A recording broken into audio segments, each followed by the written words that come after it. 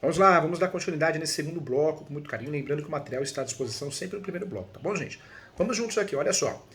Ainda falando sobre esse tema tão importante que é testamento, nós falamos aqui a respeito, no primeiro bloco, falamos do testamento público, né, qual a função.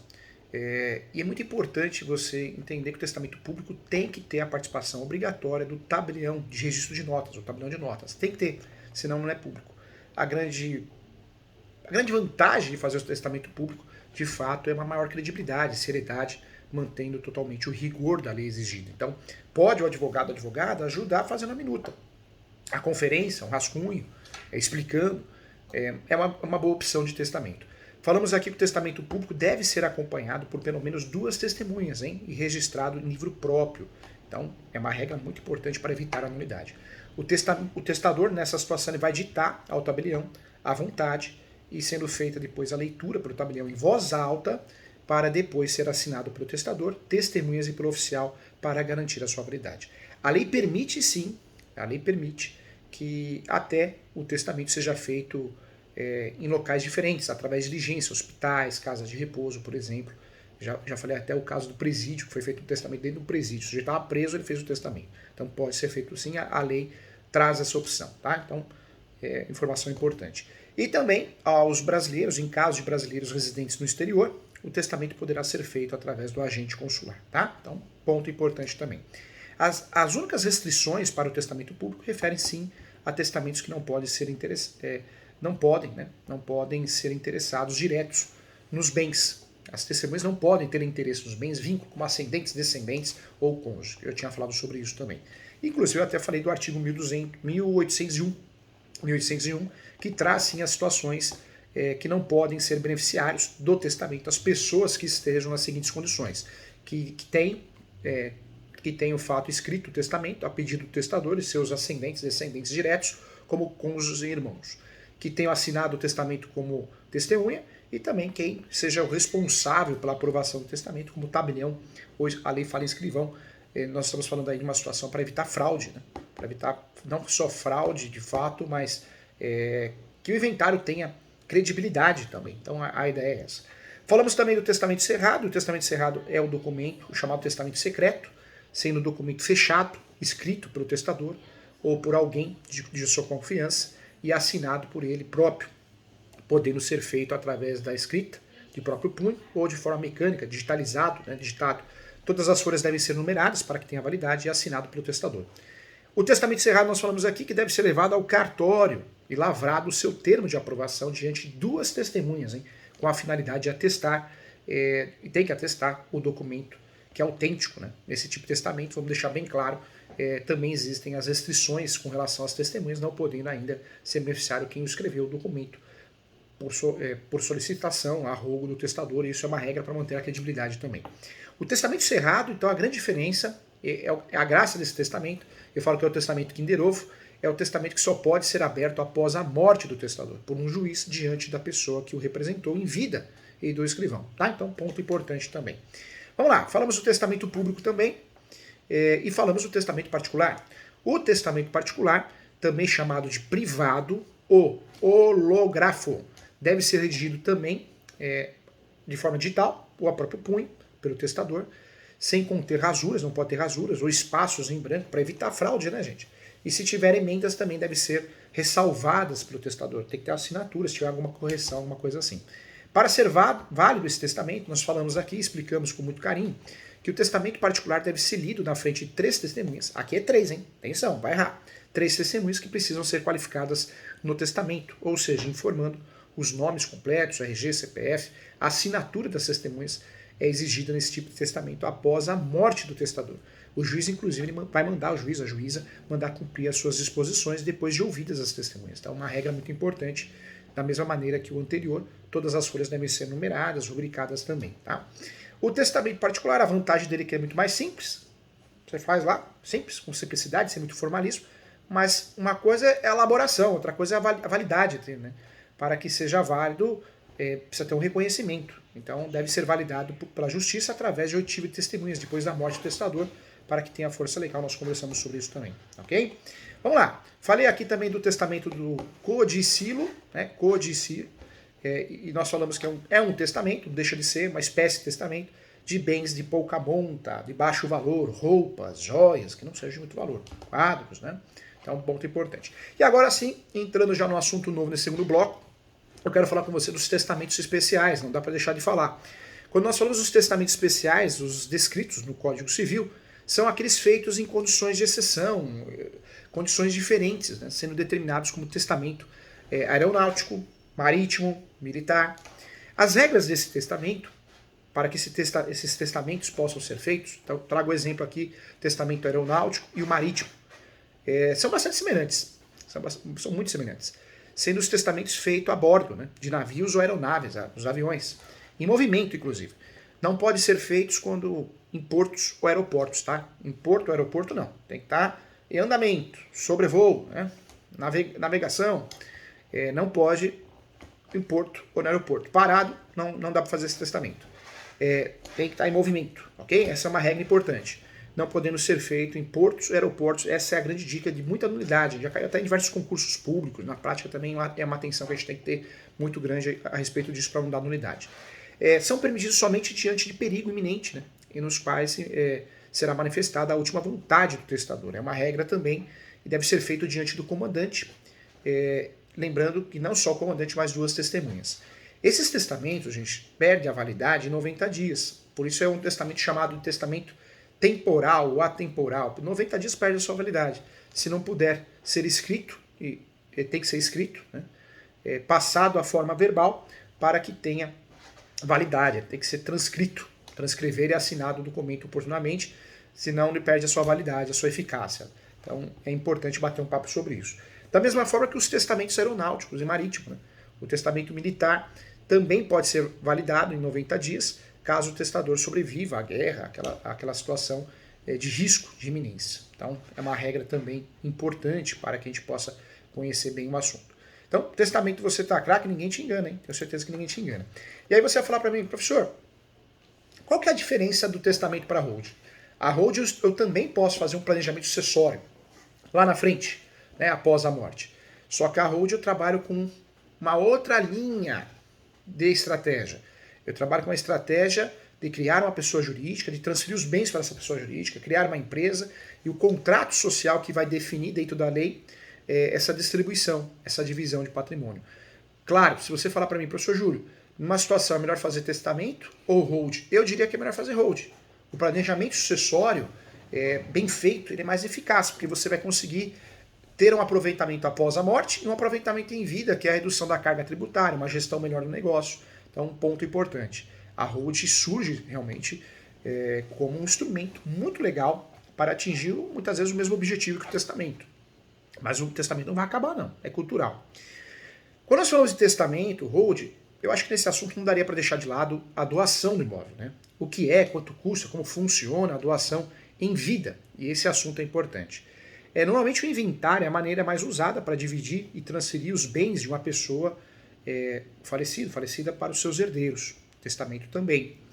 Mas é importante falar sobre a doação em vida, né? O adiantamento da legítima. E aí eu sempre falo que também é uma boa opção, né? A doação em vida eu entendo que é muito segura.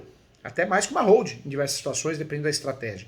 Então, atestar, né, apesar do testamento ser a maneira mais utilizada para que os herdeiros recebam os patrimônios, o testamento, o inventário, ele não é a única alternativa, né? A hold é mais uma e a doação é outra. Se você pensa em testamento, você tem que estudar um pouquinho sobre hold, um pouquinho sobre doação para poder entender melhor, e você tem que conhecer as três para explicar melhor para o seu cliente, para visar de fato o bem-estar da família. Existem outras opções e você tem que passar essas opções. Né? Eu sempre falo, tem 36 espécies de escapião, como você vai explicar só 3 para o seu cliente? Então tem que explicar tudo, né? Assim como o médico. Então é importante bater um papo sobre isso. Inventário, geralmente, ele é caro, gera briga, desconforto familiar, além das custas, o valor é muito alto, né? Não tem jeito, né, gente? As doações de imóveis, ela surge aí com um instrumento, a doação, que garante que a herança não só seja dividida entre os membros da família e tem um valor muito mais em conta. Então, a doação é um instrumento interessante. Aí você fala, mas se eu doar não é mais meu. Você pode fazer usufruto do seu cliente, usufruto vitalício. Ou seja, seu cliente está protegido. ele, ela. Né? Então, é uma forma, sim, de você ajudar o seu cliente. É preciso entender como que funciona a doação de imóvel. Né? Basicamente, ela é feita através de um instrumento de transmissão de propriedade para os herdeiros, né? Ou terceiros, conforme a vontade do doador. E nesse caso, gente, a doação é concretizada com o doador ainda vivo.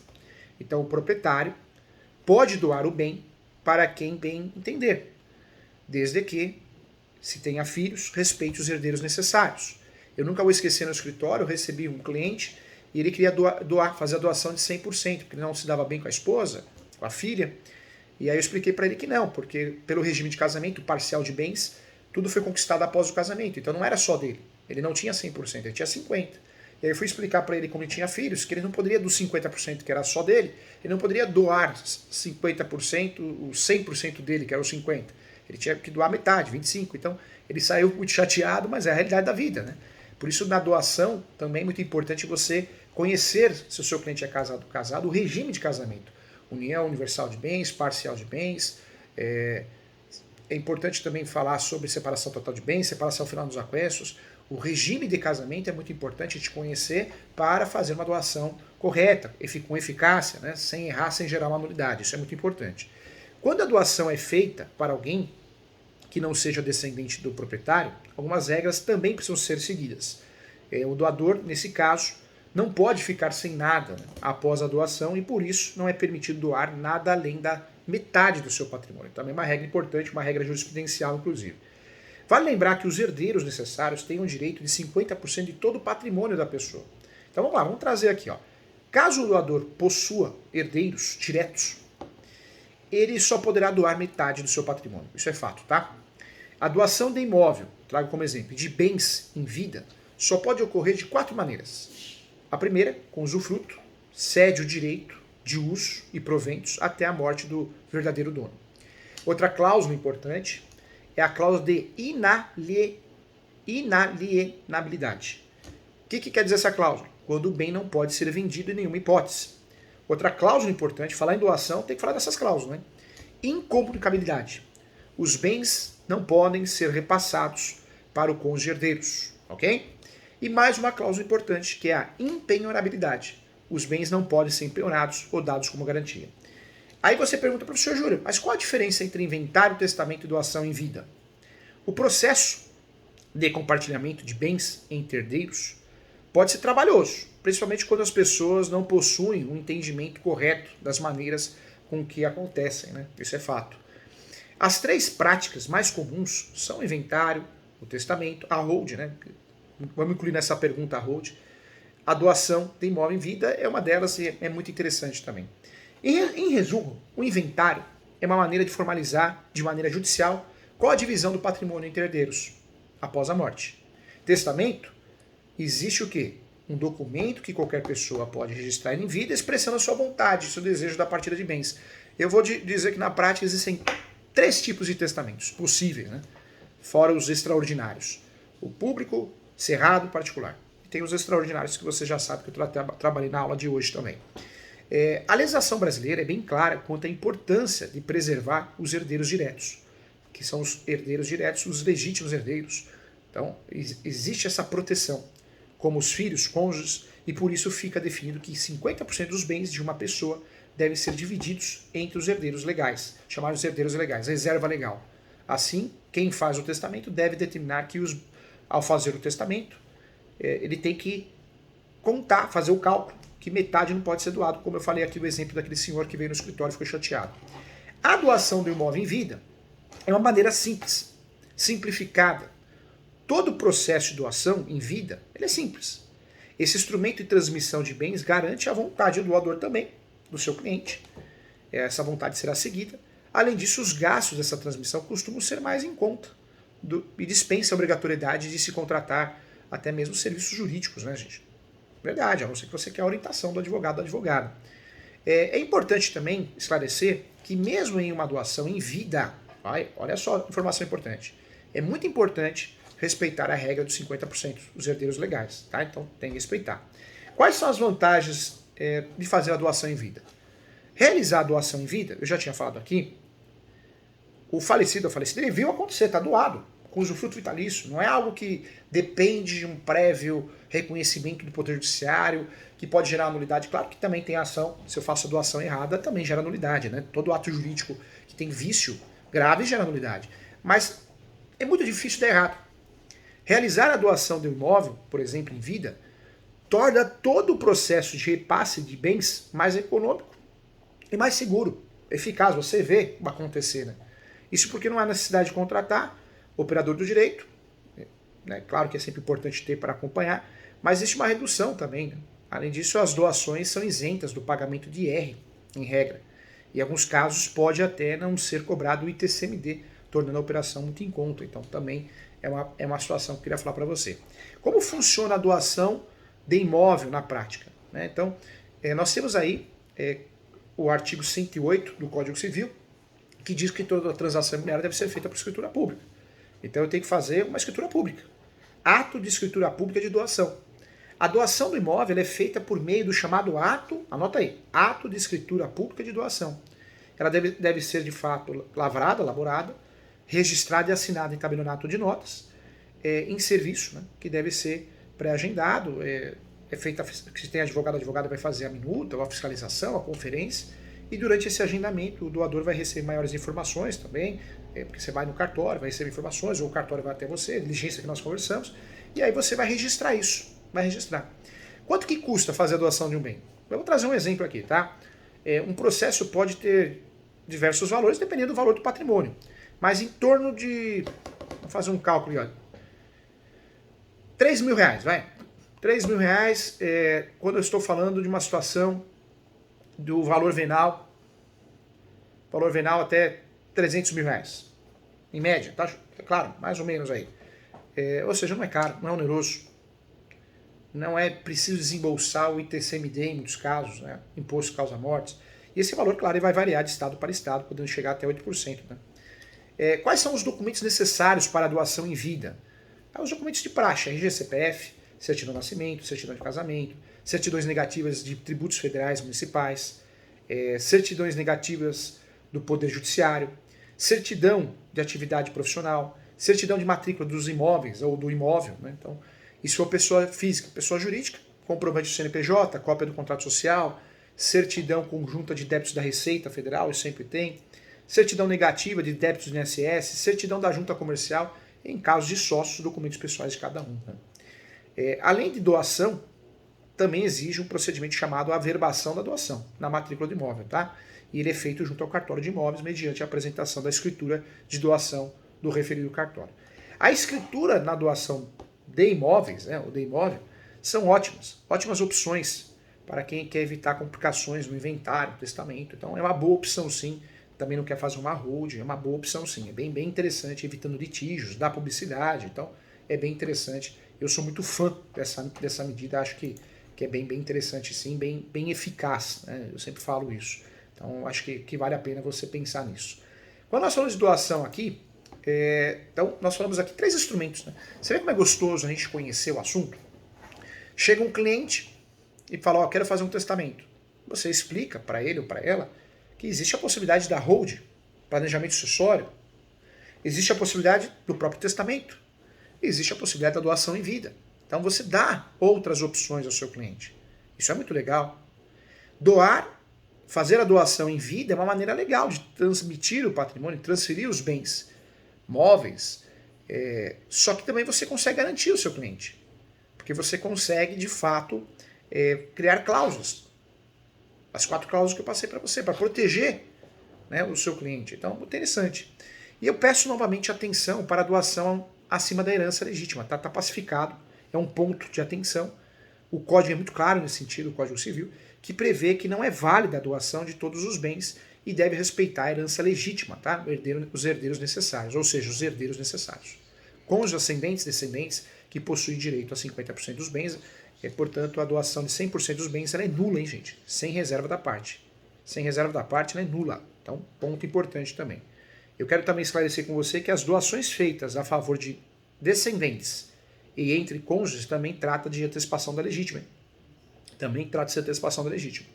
Caso não seja esse o desejo, deverá constar na doação ou testamento que os bens doados provêm da parte disponível e não representam uma antecipação legítima. Então isso também é importante para você que é escrevente, né, você que trabalha no cartório, você tem que saber para orientar bem o seu cliente. Tanto é que a nossa pós aqui tem o objetivo de treinar os cartorários no Brasil. Esse é o objetivo, não só os advogados. Então cuidado.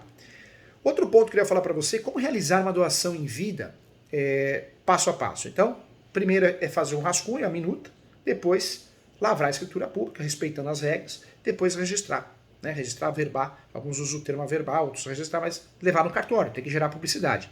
Para fazer uma doação, é necessário sim comparecer em cartório de notas, munido desses documentos que eu falei aqui para você, para realizar o processo de doação. É também importante saber que além das custas do cartório, né, também vai ter custas em regra, custas do próprio cartório e do ITCMD. Então, em regra tem. Por sua vez, varia, tá? De estado para estado, já tinha falado isso, de 1% até 8% do valor do imóvel. Cada estado tem a sua regra definida, ok? Uma pergunta que foi feita, eu também gostei também. Professor Júlio, como que eu vou conseguir preservar os direitos sobre o imóvel após a doação? Usufruto. Nós já falamos sobre usufruto aqui. Ao doar um bem, por exemplo, um imóvel, você está alienando esse bem. Alienação gera de várias espécies para outra pessoa. Então você pode fazer usufruto vitalício, criar essa cláusula, e essa cláusula, uma das cláusulas que podem ser inclusas, sim, é o usufruto vitalício, e diante dessa cláusula ele fica garantido, né, o direito de uso ou de recebimento de rendimentos, aluguéis, e pode ser incluídas ainda a cláusula também, que nós já falamos, que impeça que o bem seja vendido, dado a penhora em dívida, né, então também são cláusulas que vão preservar. Quando eu falo aqui de usufruto vitalício, também tem outro exemplo importante. Eu nunca vou esquecer uma cliente, o pai e a mãe, uma casa enorme, chegou na filha e falou: filha, você casou e você precisa morar, vai ter filhos, precisa morar num espaço maior, né, filha? Nós queremos o seu bem, queremos que você more num espaço maior, um espaço melhor. Então o pai e a mãe vai doar para você, nós compramos um apartamento. Só que o apartamento atrasou a entrega. Esse cliente, né, o casal, eu sugeri, orientei fazer usufruto vitalício. E naquela época eles não quiseram. Não, professor Júlio, não é necessário. Não, usufruto por bobagem. Depois dá trabalho para minha filha. Eu falei, não, é uma proteção. Não deu outra. O apartamento atrasou muito a entrega do apartamento. E a filha chegou nos pais e falou: meus pais, não dá, vocês estão atrapalhando meu casamento. Eu quero ter uma vida de casada, quem casa quer casa, então eu vou pedir que vocês se retirem da casa. A filha expulsou os pais. Como não tinha a cláusula do fruto vitalício, você imagina, né? Não tinha muito o que fazer. Então, cuidado, hein? O usufruto vitalício é necessário. É necessário nesse tipo de doação, quando o pai e a mãe antecipa a legítima, para você proteger, para não dar confusão. Tá? Então, é uma realidade e é um fato, né? É um fato que acontece muito. Acontece muito. Infelizmente, as pessoas viram a cabeça, né? O rapaz, eu não sei se era o companheiro que botou fogo na cabeça da menina, mas fato é que a menina expulsou os pais, né? Expulsou os pais. Então a gente precisa tomar cuidado, gente. Precisa tomar cuidado. De fato, a gente precisa sempre orientar muito bem o cliente. Se o cliente não acata a nossa orientação, tudo bem. Mas pelo menos o cliente foi orientado. Agora o que é ruim é acontecer uma fatalidade dessa se o cliente foi mal orientado. Então é muito importante você... sim, né, avisar o seu cliente, conversar com o seu cliente, explicar para ele, porque a pior coisa que tem é você orientar mal uma pessoa, tá? Vamos lá, perguntas e respostas aqui. Então, o que é um testamento, professor Júlio? O testamento é um documento que é através do qual o testador deixa consignado a sua vontade, respeitando ou respeitadas algumas limitações legais, a lei, né, sobre a forma e o desejo que seu patrimônio será dividido. O testamento é feito por meio... o instrumento, o grande objetivo do testamento é garantir a vontade em vida, respeitada após o falecimento. Tá? Para que serve o testamento? Foi outra pergunta feita aqui. O testamento ele serve para, de fato, gerar o direito de a última vontade, é um direito que você tem de testar, de fato, concluindo um ato de última vontade.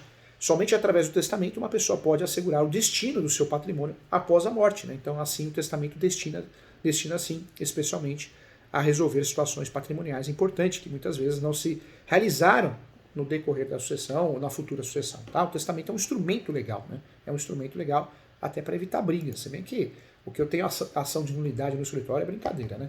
O outro não se conforma, ele faz ação pedindo a nulidade do testamento. Então gera briga de todo jeito, viu? O que o testamento que eu posso, né? O que pode ser registrado no testamento é uma pergunta muito comum.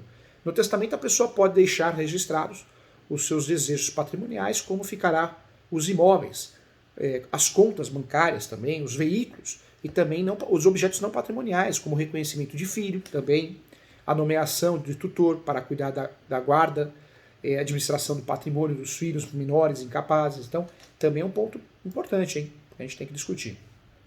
A limitação legal ao poder de testamento? Essa foi uma pergunta que foi feita. E a resposta é sim. Eu tenho que respeitar os herdeiros necessários. Não tem como, né? Eu tenho que respeitar os herdeiros necessários.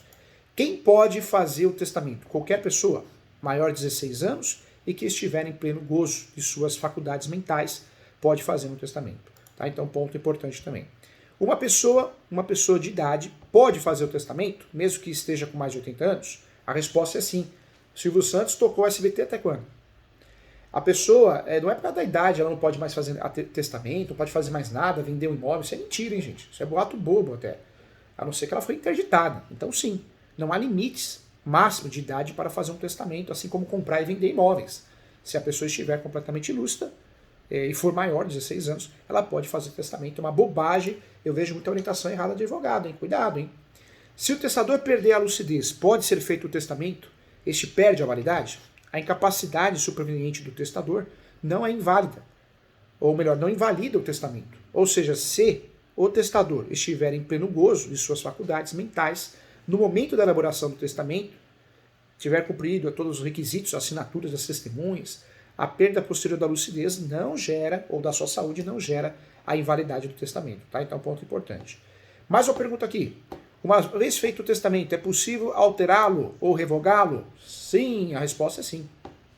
Como o testamento somente se torna lei após a morte do testador, fato, pois sua eficácia, né, ela é definida sim pelo futuro, quando aberta a respectiva sucessão. Ela pode ser modificada sim ou revogada a qualquer tempo. Enquanto vivo, o testador é capaz e pode se manifestar, mudar de opinião, né? Então, exceção, o reconhecimento de filho em testamento, que é ato irrevogável. Então, anota aí que é importante. Outra pergunta que eu queria responder para você, se o testamento retira a autonomia patrimonial do testador. Não. A resposta é não. O testamento só tem eficácia após a morte do testador. Dessa forma, a autonomia patrimonial do testador permanece intacta, podendo ele dispor livremente de todos os bens enquanto vivo. Tá? Então, ponto importante também. Mais uma pergunta que eu queria responder para você, se é possível o casal fazer somente um testamento. Não, não pode, tá? A resposta é não. No Brasil não é permitido testamento conjunto, coletivo, após ser feito um testamento. Tem que ser feito um para cada um individual, ok? Então não dá para fazer, né, prova de amor com testamento, não. Quais são os tipos de testamento? Já falei, público, particular, cerrado, né, e tem os especiais, ok? Vamos lá, mais uma pergunta bonita aqui, uma pergunta importante aqui. Quais são as vantagens de fazer um testamento público? Conservação, sigilo, garantia do seu cumprimento.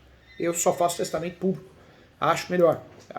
Fazer algo que não vale nada é dose, hein? Complicado. Como fazer no testamento público?